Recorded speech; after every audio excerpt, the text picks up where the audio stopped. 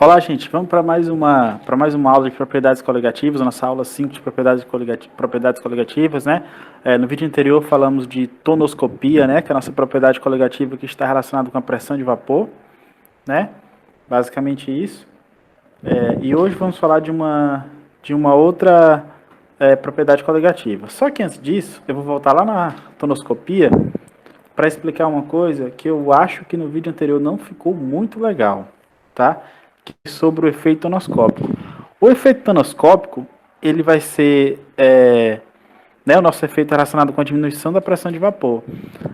E aí tem um efeito tonoscópico que é um delta P sobre P0, porque significa o quê? Significa que o delta P é a pressão de vapor do solvente, é a pressão de vapor da solução menos a pressão de vapor do solvente puro, ou seja, ele vai determinar o abaixamento, esse delta P.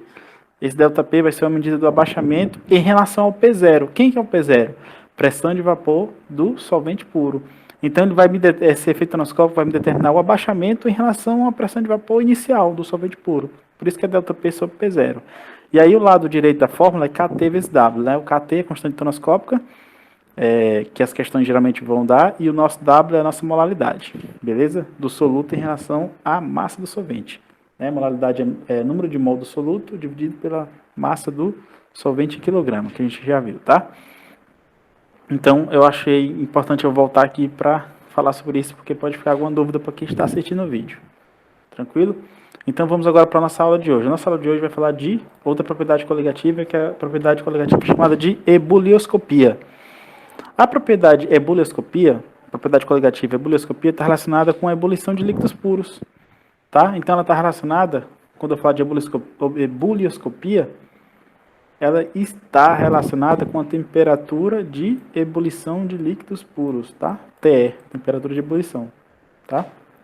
Então, a ebulioscopia está relacionada com a temperatura de ebulição, né? Aqui tem, novamente, um mesmo esqueminha, vocês vão pegar o slide que eu vou passar para vocês e vão ler, tá? Que vai falar o que é o efeito ebulioscópico. O efeito ebulioscópico, ele estuda o aumento do ponto de ebulição do solvente, né? Eu tenho um solvente lá bonitinho, e aí quando eu adiciono um soluto dentro desse solvente, vai fazer com que aumente o meu ponto de ebulição, tá? Então, a ebulioscopia, ele estuda isso, tá? E aqui ele fala, por que os alimentos cozinham mais rápido quando se adiciona sal à água, né? Quando você vai cozinhar lá um macarrão, você geralmente coloca o macarrão, a água e um pouquinho de sal.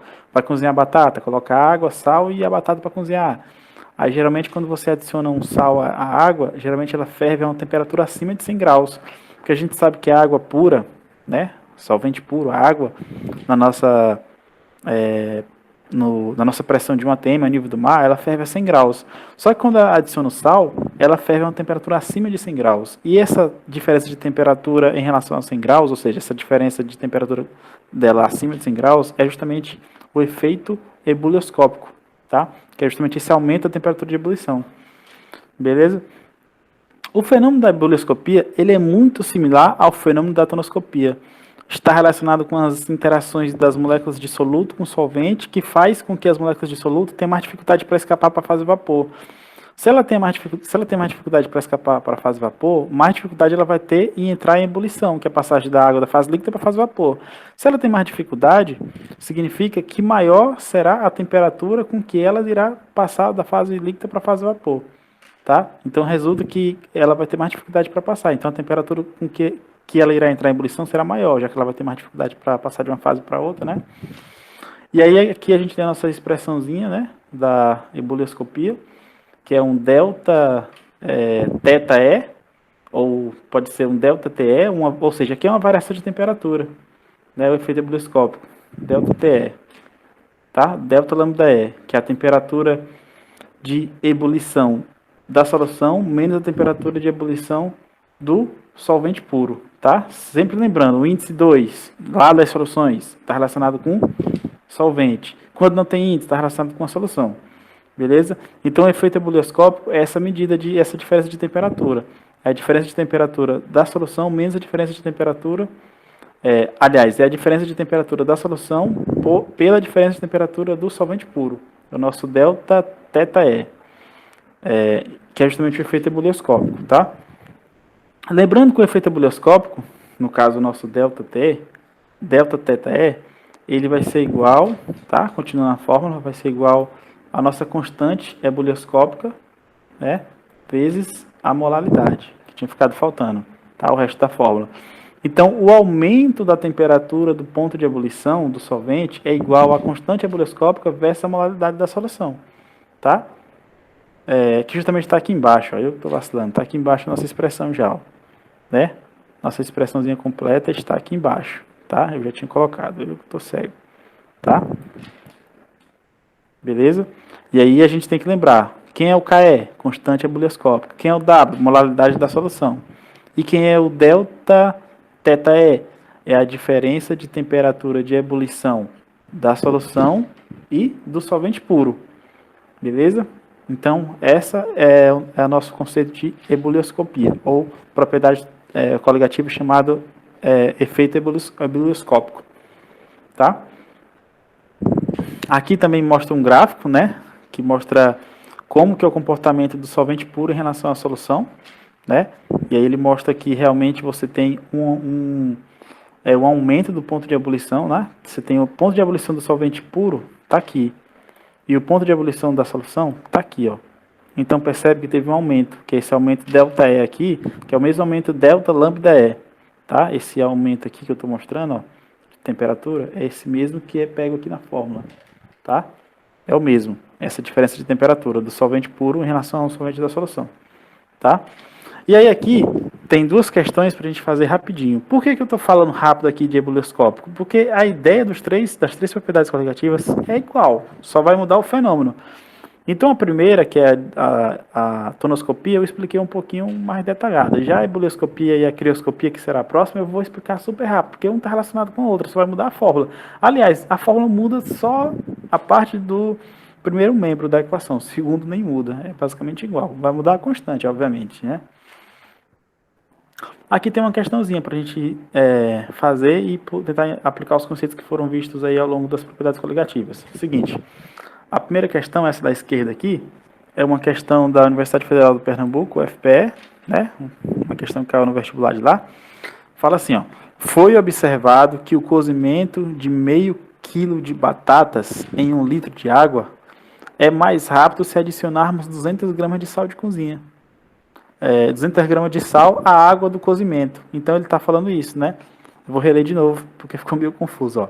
Foi observado que o cozimento de meio quilo de batatas em 1 litro de água é mais rápido se adicionarmos 200 gramas de sal à água do cozimento. Considere as seguintes possíveis explicações para o fato. Beleza? Ele tem 3 explicações para o fato e a gente vai tentar analisar todas e ver quais estão corretas. Tranquilo? Ele fala assim, ó. A adição de sal provoca um aumento da temperatura de ebulição da água. Gente, a adição de um sal provoca o aumento da temperatura de ebulição da água? É claro que isso é verdade. É justamente o fenômeno que acabamos de estudar. Isso aqui, ó. A ebullioscopia estuda o aumento do ponto de ebulição do solvente, que no caso é a água lá, causado pela adição de um soluto não volátil, que no caso lá é o sal, né? Então, a letra A está muito certa. A letra A descreve o nosso efeito ebullioscópico, né? Que é a adição de um sal provoca o aumento da temperatura de ebulição da água. Correto, verdade. Aí a letra B, a segunda afirmativa, fala assim, ó. A adição de sal provoca um aumento da pressão de vapor. Gente, a adição de um sal provoca um aumento da pressão de vapor? Tá meio estranho isso. Só que essa alternativa aqui ela tá errada. Por quê? Porque lá na aula de tonoscopia, o que foi que a gente viu na aula de tonoscopia? A gente viu que a adição de um soluto não volátil, ela faz diminuir a pressão de vapor de uma substância pura, que no caso é um solvente puro. A adição de um soluto faz diminuir a pressão de vapor, tá? Então, essa questão aqui, essa segunda aqui, ele fala que a adição de sal provoca um aumento. Não, a adição de sal provoca a diminuição da pressão de vapor. Então, a minha segunda alternativa aqui, ela está inteiramente errada, tá? Que é justamente o contrário do que ocorre na tonoscopia. Está errada. Ou está falsa, né? A 3 fala assim, ó, o sal adicionado não altera a temperatura de ebulição da água, mas reage com o amido das batatas, com o amido das batatas.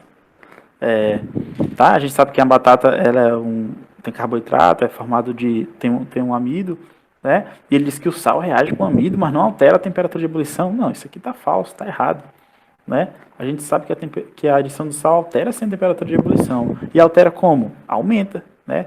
Então a única questão correta aqui é a nossa letra A. Beleza? Apenas a afirmativa 1 está correta. Tá? Beleza? Aí vamos lá, outra questão aqui, do FATEC São Paulo, que é uma universidade também de São Paulo. Fez um vestibular e nesse vestibular caiu uma questão relacionada com propriedades coligativas. Falou assim, ó. Se a água contida em um becker é aqueles recipientes que a gente coloca água, coloca solução lá no laboratório, tá? Mais ou menos desse jeito. Se a água contida em um becker está fervendo e o termômetro acusa 97 graus, podemos afirmar que, primeira coisa, a gente sabe que na pressão normal, a temperatura de ebulição, ou seja, a temperatura com que a água vai ferver, em condições normais, a gente sabe que é 100 graus. Beleza? A gente sabe que é 100 graus Celsius. Tá? Se ela está fervendo aqui a 97, tem alguma coisa estranha. Tá? Então vamos verificar que coisa estranha é essa. Beleza? Letra A. A temperatura de ebulição independe da pressão ambiente. Tá? Ele fala assim, ó. A temperatura de ebulição independe da pressão ambiente. Isso aqui tá falso. Por quê? Porque a temperatura de ebulição ela depende da pressão. Sim.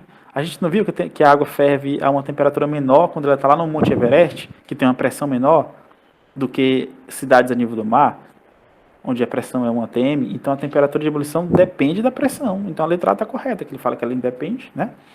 Letra B. Existe algum soluto dissolvido na água, o que abaixa a temperatura de ebulição. Essa questão aqui também está falsa. Por que ela está falsa?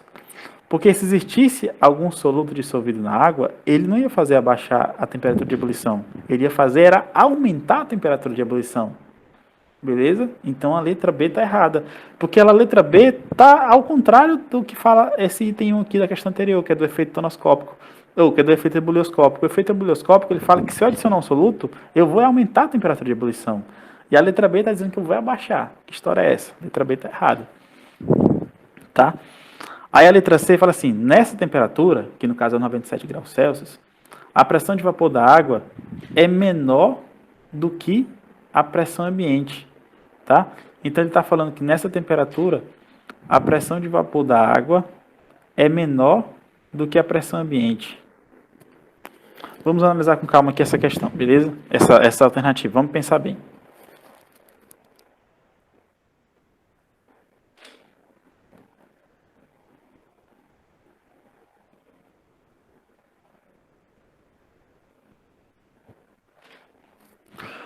Ó, essa letra C que ela está errada pelo seguinte fato. Se nessa temperatura a pressão de vapor da água fosse menor do que a pressão ambiente, essa água não ia estar fervendo. Porque eu não falei lá na nossa aula de pressão de vapor que para a água ferver ou para o líquido entrar em ebulição, a pressão de vapor do líquido não tem que ser pelo menos igual à pressão ambiente? Ela tem que ser pelo menos igual ou maior para o vapor de líquido conseguir escapar e conseguir evaporar. E a letra C, essa questão é muito difícil na letra C, porque ela é muito confusa. Ele fala que nessa temperatura a pressão de vapor da água é menor. Se a pressão de vapor da água fosse menor nessa temperatura, ela não ia estar fervendo, como a questão aqui fala. A questão fala que ela está fervendo. Então, se ela está fervendo, ela está entrando em ebulição. Se ela está entrando em ebulição, a pressão de vapor da água tem que ser pelo menos igual à pressão ambiente, à pressão externa. Tá?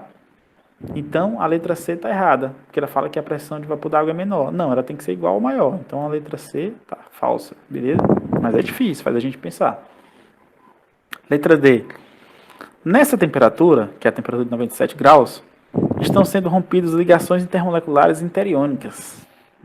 Essa questão é muito louca. Fala que nessa temperatura estão sendo rompidas ligações intermoleculares interiônicas. Ligações intermoleculares, elas estão até sendo rompidas, né? Por que estão sendo rompidas? Porque no líquido as moléculas estão mais agrupadas entre si. Então, elas estão interagindo elas entre si. Agora, rompidas interações iônicas, interações interatômicas, isso é mentira. Porque para ele romper interações interatômicas, as moléculas de água, aqui, ó, as moléculas de água, quando ela entra em ebulição, elas iriam ter que ser quebradas, iria ter que ser formado o H+, que é o H+, mais o OH-. Para ser quebradas as interações interatômicas, iria ter que formar isso, ó. E se ele formasse isso, essa água, quando ela estivesse dando ebulição, ela ia estar conduzindo eletricidade, porque ele está formando espécies com cargas. Então ia estar quebrando os átomos aqui, e as interações interatômicas iriam estar sendo quebradas. E na verdade isso aqui é viagem, isso aqui é loucura, porque quando a água está fervendo, é somente as moléculas que estão se separando da fase líquida e estão ficando mais separadas, formando a fase vapor. Não existe nada de quebra de ligações interatômicas, então isso aqui é viagem, isso aqui não acontece quando a água está fervendo. Tá? Então a letra D é falsa. Tá? Existe rompimento de ligações intermoleculares? Existe, está correto. Agora, rompimento de ligações interatômicas, quando a água está fervendo? Não, isso não existe, beleza? Aí a letra E. Nessa temperatura, a pressão de vapor de água é igual à pressão ambiente? Cara, isso aqui é verdade. Porque para a água ferver, o que foi que a gente falou lá na aula de pressão de vapor? Para a água ferver, ou para ela entrar em ebulição, a pressão de vapor da água tem que ser pelo menos igual à pressão ambiente. Ela tem que ser pelo menos igual ou maior. Então, se a água aqui está fervendo nessa temperatura, então significa que a pressão de vapor da água é igual à pressão ambiente, que faz com que ela consiga escapar, faz com que os vapores consigam escapar da água líquida e vire e consiga entrar em ebulição. Ou seja, faz com que os vapores que estão na água líquida consigam vencer a pressão atmosférica, a pressão ambiente e consigam transformar-se em vapor. Então, a minha resposta certa é a letra E. Tá? Essa questão, letra E. Beleza? Essa questão aqui é muito boa. Trata bem os fenômenos que estudamos até agora, tá? Encerrando aqui o nosso vídeo de hoje sobre ebulioscopia. Vou estar disponibilizando os slides para vocês também acompanharem, beleza? E por hoje é só. E acompanha aí o próximo vídeo de crioscopia. Forte abraço, valeu!